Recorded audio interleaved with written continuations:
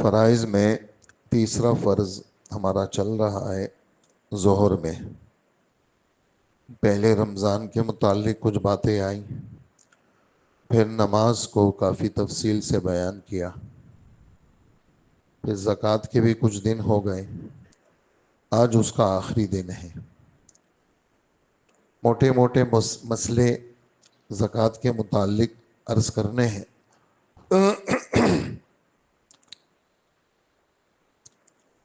ایک تو زکوٰۃ فرض ہے،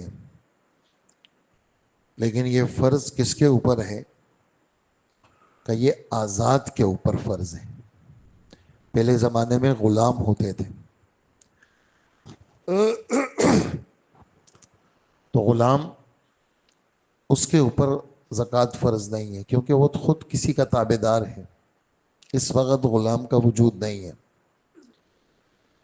اسی طرح مسلمان کے اوپر زکوٰۃ فرض ہے، کافر کے اوپر زکوٰۃ فرض نہیں ہے۔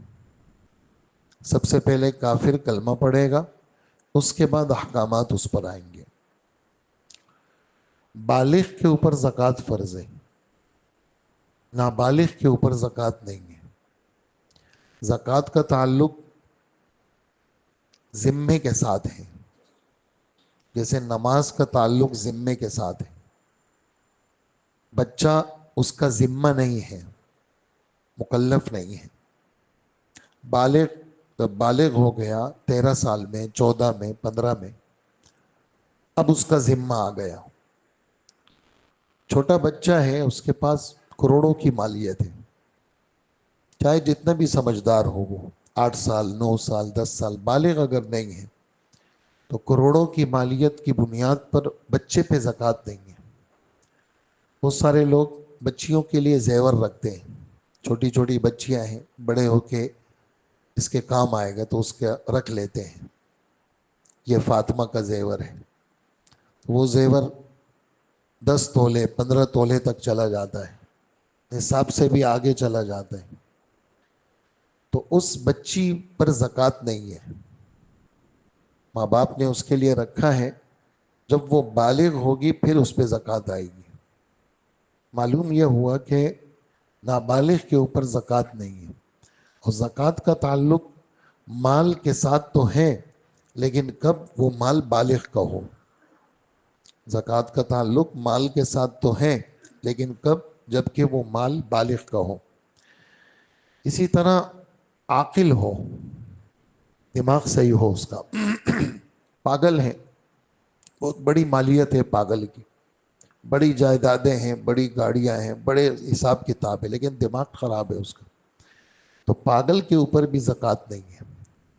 اور پاگل کے اوپر جیسے حج بھی نہیں ہے، اور پاگل کے اوپر روزہ بھی نہیں ہے، اور پاگل کے اوپر جو ہے نا وہ نماز بھی نہیں ہے، کیونکہ وہ اس کا دماغ ہی نہیں ہے۔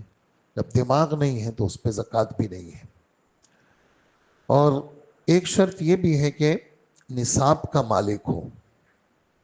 یہ بات ہم سب کے ذہنوں میں ہونی چاہیے کہ 4 قسم کے نصاب ہوتے ہیں: سونا ہے، چاندی ہے، نقدی ہے۔ یہ جو نقد ہے، کیش جس کو کہتے ہیں، یہ سونا چاندی کا بدل ہے۔ جو کیش ہے یہ سونا چاندی کا بدل ہے، اس کا نائب ہے۔ اصل ذہن میں رکھیں، اصل سونا اور چاندی ہے، اور اسی کو مالیت پہلے دن سے قرار دیا گیا ہے۔ اسی کو مالیت یعنی پہلے دن سے مراد جب ہماری شریعت آئی، جب ہمارے نبی آئے، اور مدینہ منورہ 2 ہجری میں زکوٰۃ فرض ہو گئی تھی۔ جس طرح روزے آ گئے تھے، مکہ مکرمہ میں زکوٰۃ نہیں تھی، مدینہ میں زکوٰۃ آئی، تو اس میں مالیت جو ہے وہ سونا چاندی، اس کی مالیت کا اعتبار ہے۔ اور تیسری چیز، حضرات صحابہ فرماتے ہیں کہ کننا نخرج الزکاۃ من الذی نعد للبیع، یہ سب بڑی کتابوں میں یہ حدیث ہے۔ ہم زکوٰۃ ان پیسوں کا دیتے تھے، ان چیزوں کا دیتے تھے جو مال تجارت ہوتا تھا۔ تو 4 قسم کے اموال پہ زکوٰۃ: ایک کیش، سونا، چاندی اور مال تجارت۔ لیکن تب جبکہ نصاب کو پہنچ جائے۔ نصاب سے مراد کیا ہے؟ نصاب میں دو قسم کے نصاب چلتے ہیں۔ سونے کا جو نصاب ہے وہ 7.5 تولہ سونا ہے، اور چاندی کا جو نصاب ہے وہ 52.5 تولہ سونا چاندی ہے۔ اور پہلے تو چاندی سستی تھی، اب تو کافی مہنگی ہو گئی، لیکن بہرحال سونا بھی وہ کم نہیں ہے، وہ بھی آگے چلا گیا۔ تو نصاب کے اندر ہمارے امام ابو حنیفہ رحمۃ اللہ علیہ فرماتے ہیں اس نصاب کا اعتبار ہے جس میں فقیروں کا فائدہ ہے۔ فقیروں کا فائدہ وہ چاندی کے نصاب میں ہے، اور سونے کا نصاب جیسے آج کل 7.5 تولہ ہے اور 5 لاکھ سے اوپر اس کی مالیت جا چکی ہے کافی آگے، تو وہ 35-40 لاکھ روپے کے لگ بھگ بنتے ہیں۔ وہ چاندی اگرچہ مہنگی ہو گئی ہے لیکن وہ اتنی زیادہ نہیں ہے، وہ 10 کے اندر اندر ہے، 6 لاکھ 7 لاکھ اس طرح ہے۔ تو ہر وہ نصاب جس میں فقراء کا فائدہ ہے تو مسلمان اس نصاب سے زکوٰۃ دے گا، اور وہ نصاب ایسا ہو جس پہ سال گزرا ہوا ہو، جس پہ سال جب سے مالک بنا ہے۔ لوگوں نے اس وقت یہ والی بات دیکھی ہے کہ وہ کہتے ہیں رمضان میں چونکہ 1 کے 70 ہوتے ہیں تو رمضان میں زکوٰۃ دیتے ہیں۔ کوئی بری بات نہیں ہے، بہت اچھی بات ہے، لیکن رمضان ضروری نہیں ہے، بلکہ کوئی سبھی مہینہ ہو۔ لیکن یہ بات بھی میں کل پرسوں عرض کر چکا ہوں کہ مہینے سے اسلامی مہینہ مراد ہے، انگریزی مہینہ وہ 10 دن کا فرق ہے اس میں، یعنی اسلامی مہینہ 10 دن کم ہے، انگریزی مہینہ 10 دن زیادہ ہے۔ تو 30 سال میں یہ پھر 1 سال کا فرق ہو جاتا ہے، یعنی اگر ایک آدمی انگریزی حساب سے دیتا رہے اور 30 سال تک وہ اسی طرح دیتا رہا تو اس کو 1 سال اضافی زکوٰۃ دینی پڑے گی، اس لیے کہ 30 سال میں پھر 1 سال کا فرق ہو جاتا ہے۔ تو نصاب کے اندر جب یہ آدمی نصاب کا مالک ہوا اور اس پہ سال گزر جائے، نصاب کا مالک ہوا، مثال کے طور پر 10 لاکھ روپے ہیں اس کے پاس اور نصاب ہے، یہ چاندی کا نصاب کے اندر اندر ہے، اور یہ مالک ہے اور یکم رمضان کو یہ مالک بنا ہے، تو اگلے یکم رمضان کو اس مال کے اوپر چونکہ سال گزر گیا ہے لہٰذا یہ 10 لاکھ کی زکوٰۃ دے گا۔ یہاں یہ بات سمجھ لینی چاہیے کہ مال مستفاد، جو مال سال کے بیچ میں آ جائے ہمارے پاس، جو مال سال کے بیچ میں آ جائے، تو سال کے بیچ میں یہ میں 10 لاکھ کا مالک تھا، اسی میں بڑھتے بڑھتے بڑھتے میرے پاس 10 اور آ گئے، لیکن یہ جو 10 مزید آئے ہیں اس 10 پہ سال نہیں گزرا، اس 10 پہ یہ 6 مہینے گزرے ہیں اس پہ، اور میرے پاس 10 لاکھ روپے جو تھے وہ یکم رمضان کو تھے، یہ جو اضافی 10 لاکھ آئے ہیں اس پہ 6 مہینے گزرے ہیں۔ تو یہ بات ذہنوں میں ہونی چاہیے کہ جو اسی تجارت سے جو مال ہمارا آگے بڑھا ہے اور یہ 10 لاکھ روپے آئے ہیں، اس پہ الگ سے سال کا گزرنا ضروری نہیں ہے، بلکہ یہ والے 10 لاکھ اس پیچھے 10 لاکھ کے ساتھ مل کر کے میرے اوپر جو یکم رمضان کو زکوٰۃ آئے گی تو وہ میں 20 لاکھ روپے کی زکوٰۃ دوں گا۔ اسی طرح ایک بات یہ بھی اسی میں ذہن میں رکھیں کہ اس مال پہ زکوٰۃ ہے تو تجارت کے لیے ہو، اگر تجارت کے لیے مال نہیں ہے، میرے پاس جیسے قیمتی ہیرے ہوتے ہیں، ڈائمنڈ جس کو کہتے ہیں، وہ ایک ایک ڈائمنڈ جو ہوتا ہے وہ کروڑوں کا ہوتا ہے، بہت مہنگا ہوتا ہے، لیکن چونکہ میرا تو کاروبار نہیں ہے، وہ تو میں نے اس کے لیے خریدے ہیں کہ میرے پیسے محفوظ رہیں، اس لیے کہ 10 کروڑ روپے میں کیش کیسے رکھوں گا، وہ میں نے اس طرح کی چیز لے کر کے رکھ دیے ہیں۔ تو یہ بات ہم سب کے ذہنوں میں ہے کہ اگر سونا چاندی کی صورت میں ہے تو زکوٰۃ آئے گی، کیش کی صورت میں ہے زکوٰۃ آئے گی، مال تجارت کی صورت میں ہے زکوٰۃ آئے گی، لیکن اگر اس طرح کی صورت میں ہے تو زکوٰۃ نہیں آئے گی، چاہے جتنی قیمتی چیز ہو، چاہے وہ استعمال میں ہو یا نہ ہو۔ گاڑی ہے، مجھے ایک گاڑی سے میرا کام چلتا ہے، لیکن میرے پاس 3 گاڑیاں ہیں، تو میں 2 گاڑیوں کی زکوٰۃ دوں گا؟ نہیں دوں گا، کیوں نہیں دوں گا؟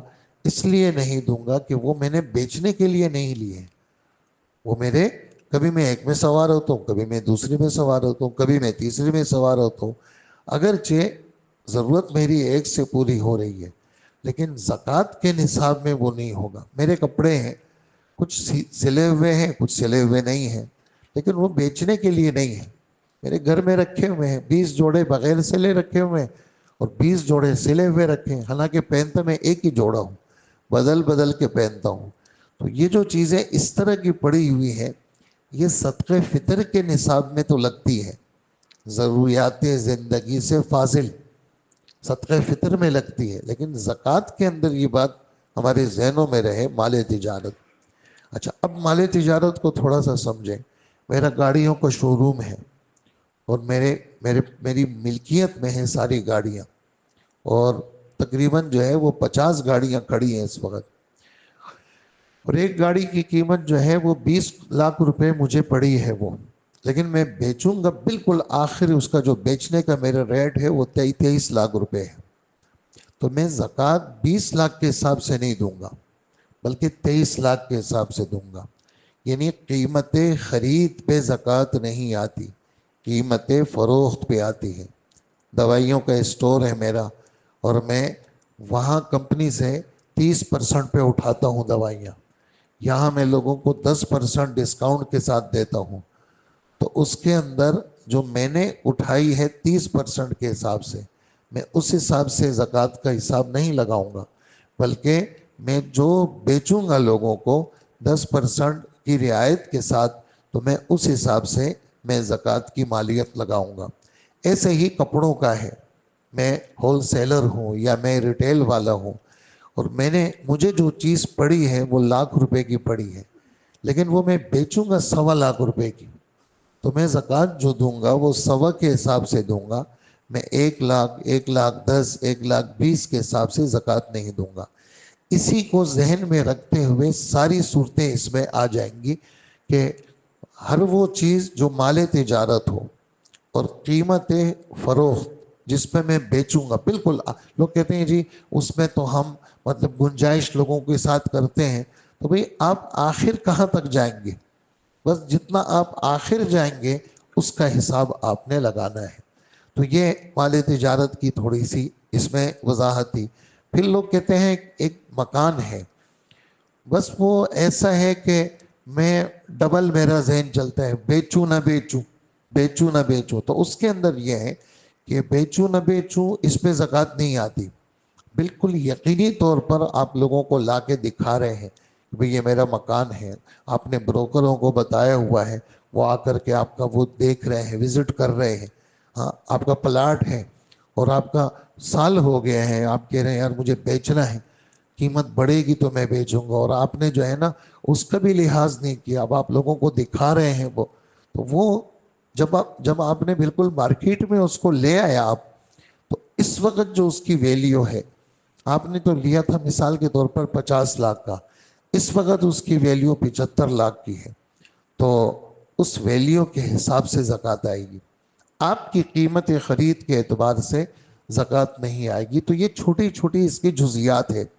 چھوٹی چھوٹی، ہر آدمی کا اپنا جزیہ ہے، میں نے تو اکا دکا بتا لیا، پھر جس کا جو جزیہ ہے اور اس کو بالکل معاملہ واضح نہیں ہے تو وہ پوچھ سکتا ہے، اس محفل میں نہیں، کسی بھی وقت، میں تو مسجد میں ہوں، کسی بھی وقت میں آ کر کے جی یہ میرا مسئلہ ہے، یہ مال تجارت کے حساب سے یہ میری جو ہے وہ یہ چیزیں ہیں، اور مجھے زکوٰۃ کا یہ مسئلہ بتا دے۔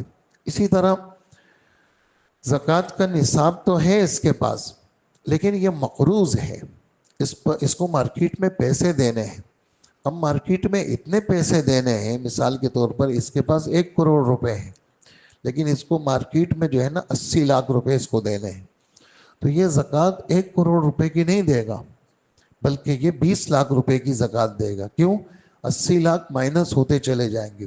لیکن ایک بات یہ ذہن میں رکھے، ابھی ہمارے ایک دوست نے مسئلہ پوچھا، یہ اعتکاف سے پہلے، دور کہیں کسی ملک میں رہتے ہیں، انہوں نے ایک مسئلہ پوچھا، تو پھر میں نے مسئلہ دارالفتہ میں پوچھا، انہوں نے کہا میں نے ایک گھر مجھے خریدنا ہے اور گھر کی جو مالیت ہے وہ 20 کروڑ روپے ہے، اور جو ہے وہ میں اس کی جیسے قسطیں دے رہا ہوں، لیکن وہ مجھے ملے گا 2028 میں، یعنی اب سے بھی 3-4 سال کے بعد وہ گھر مجھے وہ ملے گا 28 کے بھی آخر میں یا 2029 میں، اور اب میں زکوٰۃ اس سال کا دینا چاہ رہا ہوں، تو آیا یہ جو 20 کروڑ روپے مجھے دینے ہیں، یہ میرے جو پیسے ہیں، اس 20 کروڑ کا کیا حساب ہوگا؟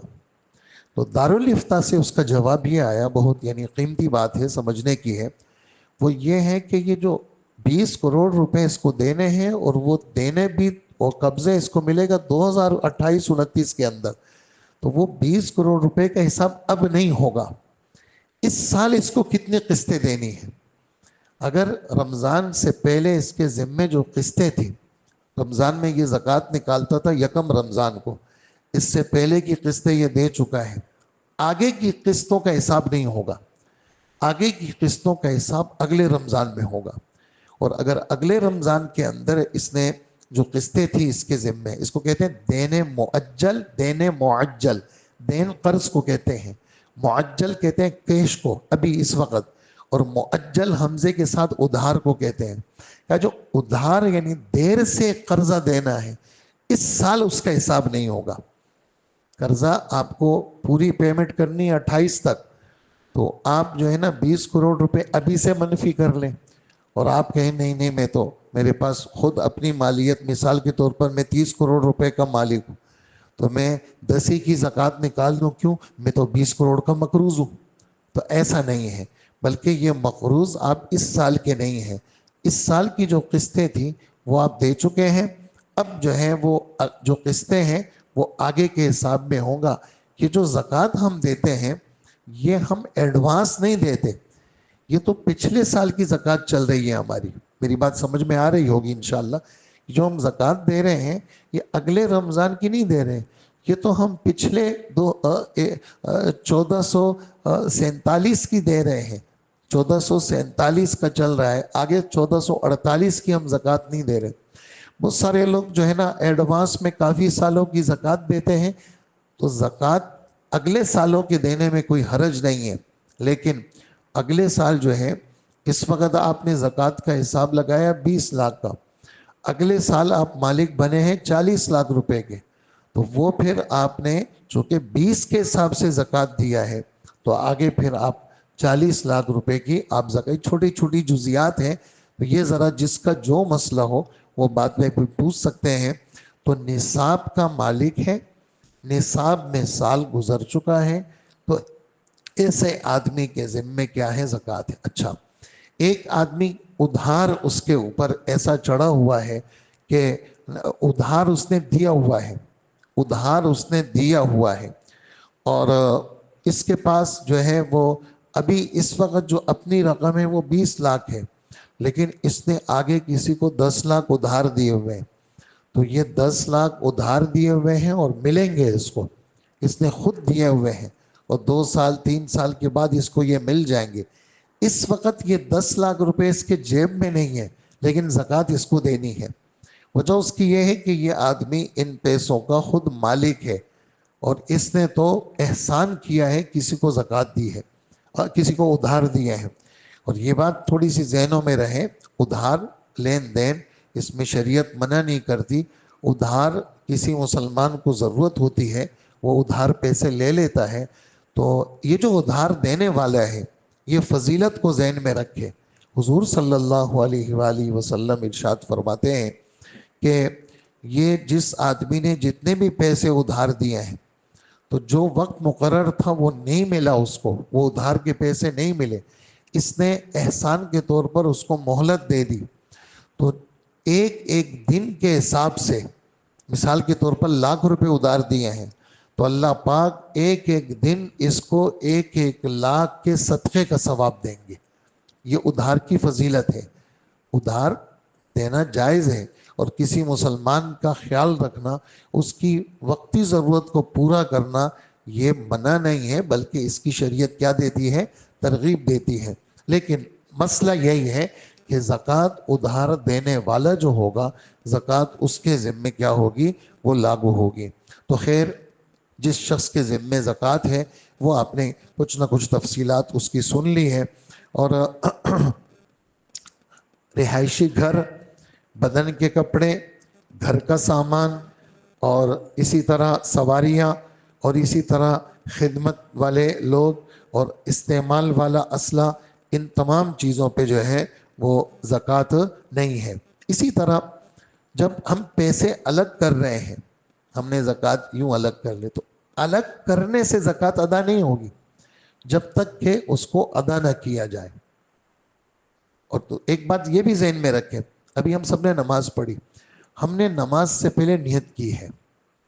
اسی طرح ہم آپ نے صبح سحری کی ہے اور ہم اس وقت روزے سے ہیں، تو ہم سب نے روزے کی نیت کی ہے. نیت کے بغیر روزہ، نیت کے بغیر روزہ، نیت کے بغیر نماز. ایسے ہی نیت کے بغیر زکوٰۃ ادا نہیں ہوگی. آپ نے اٹھا کے دے دیے پیسے اور آپ نے کوئی نیت نہیں کی، زکوٰۃ نہیں ہوگی.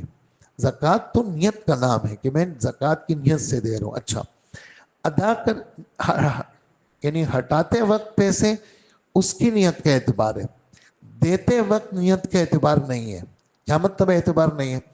دیتے وقت یعنی یہ کہنا ضروری نہیں ہے اے فقیر بھائی یہ میں تمہیں زکوٰۃ دے رہا ہوں، نہیں، بلکہ آپ اس فقیر کو، اس غریب کو آپ گفٹ کی بھی کہہ سکتے ہیں، یہ میری طرف سے تحفہ قبول کر لیں، یہ میں آپ کو تحفہ دے رہا ہوں.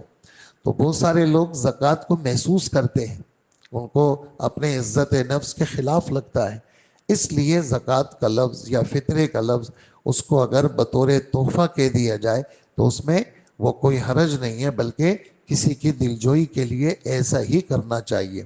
یہ تو اس کے متعلق کچھ باتیں تھیں. باقی بہت سارے لوگ، ہمارے ہاں تو اس کا رواج نہیں ہے، لیکن بہت سارے لوگ جانور رکھتے ہیں، تو اونٹوں کا الگ نصاب ہمارے نبی نے بہت تفصیل سے بیان کیا ہے. یہ جو جانوروں کی زکوٰۃ ہے، اونٹ ہیں، گائے ہیں، اور اللہ آپ کا بھلا کرے بھیڑ ہے، دمبے ہیں، بکریاں ہیں، سب کا الگ الگ نصاب ہے.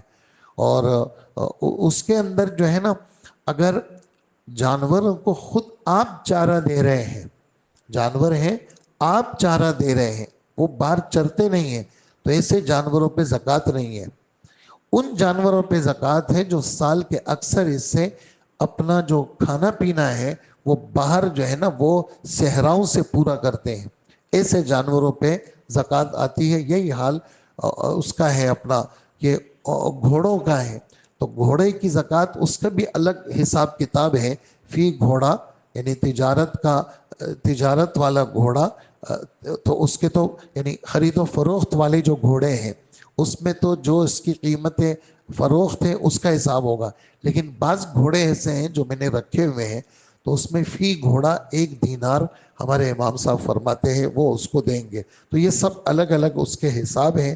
اور سونے چاندی کا، جیسے میں نے آپ کی خدمت میں یہ بات پیش کی کہ سونے چاندی، اسی طرح جو میرے کھیت ہیں، سبزیاں ہیں، اس کے الگ حساب کتاب ہے. اس کا ہمارے امام صاحب فرماتے ہیں تھوڑی سی پیداوار ہو یا زیادہ پیداوار ہو، بس 10% آپ نے دینا ہے، 90 آپ کے پاس اور 10 خدا کے.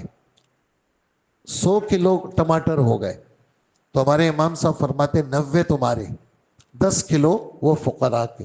100 من گندم ہو گئی، ہمارے امام صاحب فرماتے ہیں 90 تمہارے اور 10 من اللہ کے.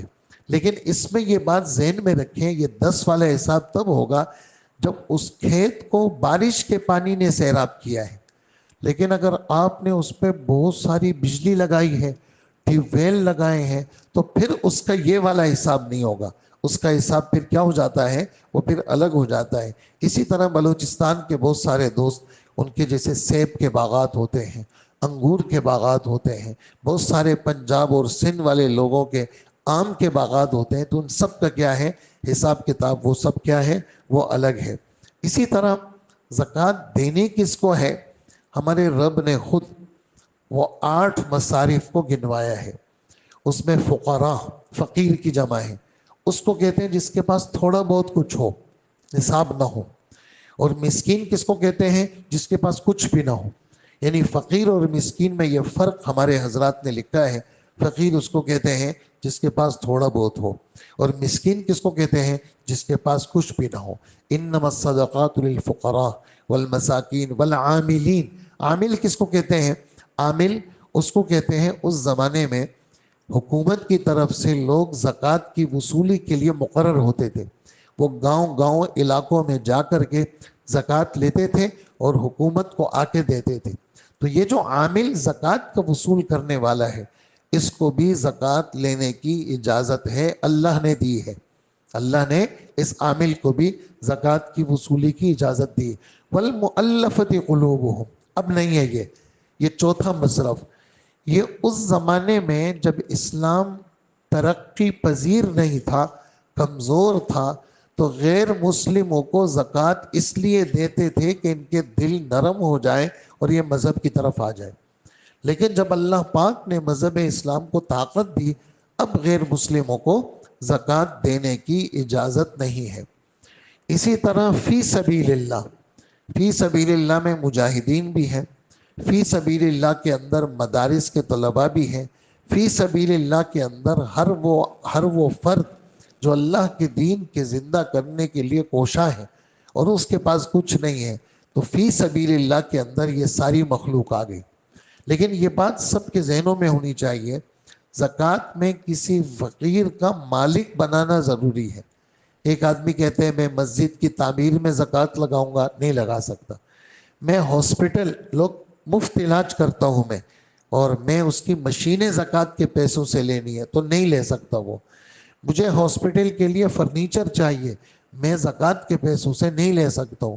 مدرسے کی تعمیر ہو رہی ہے، میں زکوٰۃ کے پیسوں، یعنی وہ چیز جس میں ملکیت نہیں ہے، کوئی بندہ مالک نہیں بن سکتا، تو اس کے اندر ہاں ایک آدمی مسجد بنا رہے ہیں، مثال دے رہا ہوں، اور خود غریب ہے وہ، اور وہ آپ نے زکوٰۃ کے پیسے دیے تو وہ غریب خود مالک بنا۔ اب اس کی مرضی ہے وہ مسجد بنائے یا کسی مالدار کو کھلائے۔ اس میں میں آپ کو ایک حدیث مبارک سناتا ہوں۔ ہمارے نبی صلی اللہ علیہ وسلم گھر آئے تو کہا بھی کھانے کو کچھ ہے؟ تو گھر والوں نے کہا کل کی روٹی ہے اور زیتون کا تیل ہے، تو وہ آپ نوش فرما لیں۔ آپ نے فرمایا مجھے نظر آ رہا ہے گھر کے اندر گوشت کی خوشبو آ رہی ہے، اور یہ ہانڈیاں گوشت کی مجھے لگ رہی ہے کہ گھر میں گوشت پک رہا ہے۔ تو فرمایا ہاں حضرت یہ گوشت ہے، لیکن ہماری جو خادمہ ہے نا بریرہ، بھائی بیٹھ جاؤ، ہماری جو خادمہ ہے بریرہ، یہ کسی نے ان کو زکوٰۃ کا گوشت دیا تھا تو وہ پک رہی ہے، وہ اپنے لیے پکا رہی ہے۔ تو آپ نے فرمایا کوئی حرج نہیں ہے، انہا لہا صدقۃ ولنا ہدیۃ، اگر یہ بریرہ ہمیں اپنی طرف سے تحفے میں یہ زکوٰۃ کا گوشت اور صدقے کا گوشت دینا چاہتی ہے تو اس کے لیے تو زکوٰۃ ہو گئی، ہمارے لیے تحفہ ہو گیا۔ اس پہ یعنی یہ چھوٹی سی بات ہے، لیکن ایک بہت بڑا اصل اس سے نکلا۔ وہ کیا کہ تبدل ملک سے کسی چیز کی جو حقیقت ہے وہ بدل جاتی ہے۔ کیا مطلب؟ فقیر نے زکوٰۃ کے پیسے لیے، 1,00,000 روپے زکوٰۃ پیسے وصول کیے، اس نے دعوت کی، اس میں بڑے بڑے مالداروں کو اس نے جمع کیا، اس سارے مالداروں نے وہ پیسے کھائے۔ تو کہیں ان مالداروں نے زکوٰۃ کھائی؟ بالکل بھی نہیں، ان مالداروں نے تو ہدیہ کھایا۔ کیوں؟ زکوٰۃ تو اس نے وصول کر لی، وہ اس کا مالک بن گیا تھا۔ اب اس نے جو یہ کھانا پکایا ہے یہ تحفہ ہے، اب یہ سیٹھ صاحب وہی زکوٰۃ جو اس نے دی ہے وہ کھا رہے ہیں۔ ہم یہ نہیں کہیں گے، ہم کہیں گے اس فقیر نے ہدیہ پیش کیا ہے تو یہ ہدیہ یہ استعمال میں آ رہا ہے۔ تو ایک غریب کو ہم نے پیسے دیے، اس غریب آدمی نے مدرسہ بنایا، اس غریب آدمی نے مسجد بنائی، اس غریب آدمی نے مشینیں لے لی۔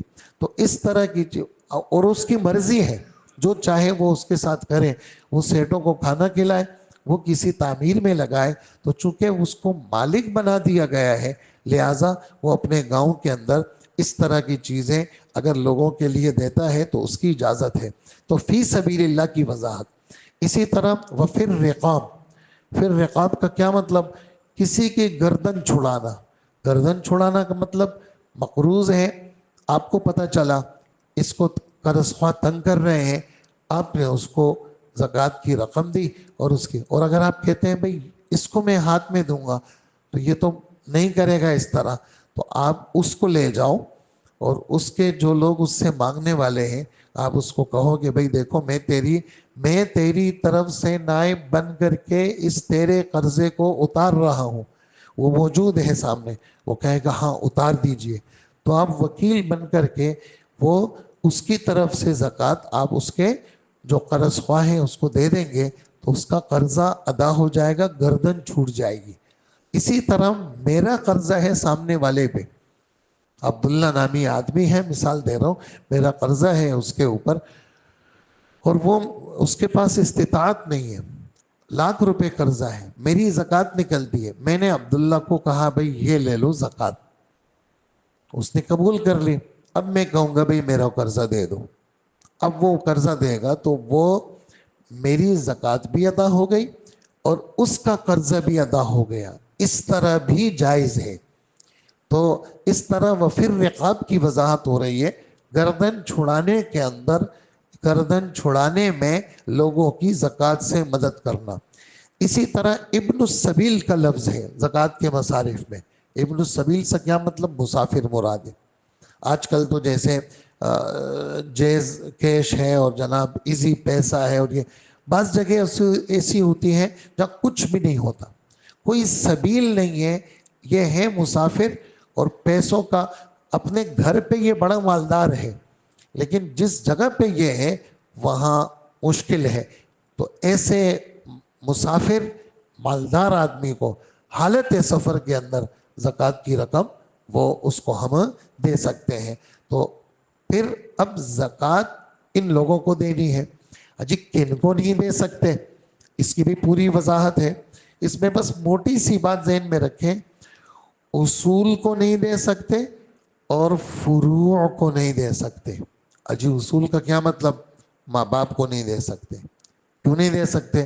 اس لیے کہ ماں باپ کا خرچ بیٹے کے ذمہ ہے, ماں باپ کا خرچ بیٹے کے ذمہ ہے, تو ماں باپ کو زکوٰۃ نہیں دے سکتے, دادا دادی کو بھی نہیں دے سکتے, نانا نانی کو. اس کو اصول کہتے ہیں, یعنی جن سے میں پیدا ہوا ہوں, جن سے میں پیدا ہوا ہوں, تو میرے ماں باپ, پھر ان کے ماں باپ, پھر ان کے ماں باپ, اس طرح اوپر تک جہاں تک جائیں ان کو زکوٰۃ نہیں دے سکتے.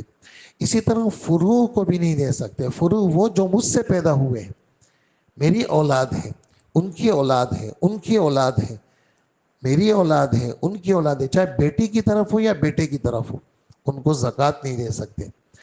اسی طرح میاں بیوی گھر کے اندر, ایک ہی گھر کے اندر رہتے ہیں, تو وہ بھی اس طرح ایک دوسرے کو زکوٰۃ نہیں دے سکتے. کیوں؟ اس لیے کہ ایک دوسرے کا خرچ ان کے ذمہ ہے. اس مثال کے طور پر گھر کے اندر جو مرد ہے, مرد کے ذمہ بیوی کا خرچہ ہے. اب وہ بیوی کہتی ہے کہ میں اپنے شوہر کو زکوٰۃ دینا چاہتی ہوں, تو ایک ہی گھر میں رہتے ہیں اور اس کے ذمہ ہے اس کا خرچہ. اس لیے اس کا جو ہے وہ خیال رکھا جائے گھر کے اندر بھی, جہاں پر منافع مشترک ہو, جہاں پر منافع مشترک ہو وہاں ایک دوسرے کو زکوٰۃ نہیں دے سکتے. اسی طرح سید لوگ فتویٰ تو یہی ملے گا کہ بھئی سید کو آپ زکوٰۃ نہیں دے سکتے, سید کو. لیکن کسی زمانے میں سید لوگوں کا باقاعدہ حکومت کی طرف سے حصہ تھا. کیا مطلب؟ 1 کروڑ روپے حکومت کو ملتے تھے, اس میں 20 لاکھ روپے جو ہوتے تھے وہ ان سید لوگوں کے ہوتے تھے. لیکن اب اس طرح کا کوئی سسٹم نہیں ہے, اور یہ جو سید لوگ ہیں بہتر تو یہ ہے کہ غیر زکوٰۃ میں سے ان کی مدد کی جائے. لیکن اگر کوئی سبیل نہیں ہے اور ان کے گھر میں فاقے ہیں اور کوئی حکومت کی طرف سے کوئی اہل خیر بھی ان کی مدد نہیں کر رہا, تو پھر ایسوں کے لیے زکوٰۃ کی گنجائش دی گئی ہے کہ سید لوگوں کو زکوٰۃ دے سکتے ہیں. لیکن فتویٰ آپ کو جو ہے نا مدرسوں سے یہ نہیں ملے گا کہ آپ جو ہے وہ سید لوگوں کو زکوٰۃ دے دیں. تو اچھا دائیں بائیں دے سکتے ہیں, میری بہن ہے زکوٰۃ کی مستحق ہے, اپنی بہن کو دے سکتا ہوں. میری خالہ ہے زکوٰۃ کی مستحق ہے, میں دے سکتا ہوں. اسی طرح میری پھپھی ہے, اور اسی طرح ماموں ہیں, اسی طرح چچا ہے, تایا ہے, یہ سب جتنے رشتہ دار ہیں ان کو زکوٰۃ دینے کے لیے, صدقہ دینے کے لیے اللہ کے رسول صلی اللہ علیہ وسلم فرماتے ہیں ڈبل اجر ہے. وہ کیسے؟ صلۃ و صدقۃ, ایک تو تمہیں صدقے اور زکوٰۃ کا ثواب بھی ملے گا، اور ایک تمہارے لیے کیا ہے، وہ صلہ رحمی اور رشتہ داری کا بھی تمہیں اجر ملے گا۔ تو یہ تھا زکوٰۃ کے متعلق کا تھوڑا بیان، باقی باتیں اس میں کافی ساری ہیں، بس ایک رخ ہمارے سامنے آ گیا۔ پھر جس آدمی کا جو مسئلہ ہے وہ ایک پرچے پہ لکھ کر کے وہ پوچھ لے، تو ہم انشاءاللہ اس کا جواب دیں گے۔ اللہ پاک ہمیں عمل کی توفیق عطا فرمائے۔ اللہم صلی علی سیدنا و مولانا محمد وآلہ واصحابہ اجمعین۔ اے اللہ ہمارے گناہوں کو معاف فرما، ہماری مغفرت فرما، عافیت کا معاملہ فرما، ہمیں کسی کا محتاج نہ بنا، اپنے در کا محتاج بنا، خیر کا معاملہ فرما، شر سے ہماری حفاظت فرما، فتنوں سے ہمیں محفوظ فرما، آسمانی مستند علوم ہمیں نصیب فرما، اس پر عمل کی توفیق عطا فرما۔ اللہ پاک ہمیں کبھی بھی اپنے دربار سے مردود نہ فرما۔ اللہ یہ سب آپ کا ہے اور یہ رزق بھی آپ کا ہے، ہمیں آپ کے حقوق کی ادائیگی کی توفیق عطا فرما، ہمیں نفس پرستی سے ہمیں محفوظ فرما۔ یا اللہ ہر لائن کی عافیت ہمیں نصیب فرما، ہماری دعاؤں کو قبول فرما۔ وصلی اللہ وسلم علی نبینا محمد وآلہ واصحابہ اجمعین، آمین برحمتک یا ارحم الراحمین۔